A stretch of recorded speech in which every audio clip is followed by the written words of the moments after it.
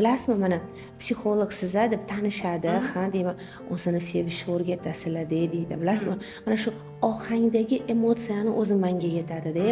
Demak, mana shu o'zini sevish va qadrlash degan fikr, shu prinsipni o'zi naqadar insonparvarlik prinsipi-da o'zi bu. Bunday olib qarasak-da, nafaqat insonni, nafaqat oilani, jamiyatni sog'lom bo'lishiga ishlaydigan prinsipni ayrim psixologlarimiz, baraka topishsin, egoizm darajasida ko'rsatib qo'yishdi va talqin noto'g'ri keldi. Talqin noto'g'ri. Shuning uchun ham aytamanki, psixologiyaga doir ma'lumotlarni ko'p bo'lgani yaxshi.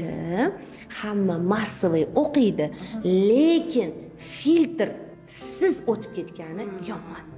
Ana shu salbiy oqimni ham baravariga boshdan kechirdik va kechirayapmiz. Haligacha kechirayapmiz. Haligacha 3-4 yil oldin o'sha salbiy ta'sirdagi insonlarni to'g'ri talqinga olib o'tish, fikrlarini tuzatish ishlari bilan ham ovoramiz. Lekin baribir bu jarayondan o'tishimiz kerak edi.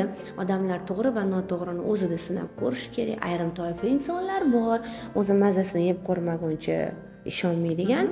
Lekin mana shu 3-4 yil oldin ommalashib ketishiga asosiy sabablardan mana shu juda ko'plab keltirishim mumkin.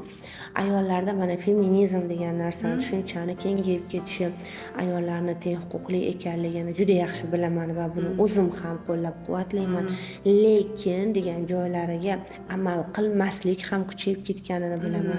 Masalan, karyera qiladigan ayollarga to'sqinlik bo'lgan joyda o'zim ham norozilik bildiraman. Yo'q, ayollar ham karyera qilish kerak, lekin karyera balansini buzib qo'yadigan ayollarimiz ham mana shu joyda, demak, bu narsani noto'g'ri degan xalq orasida tushunchani olib kelib qo'yadi.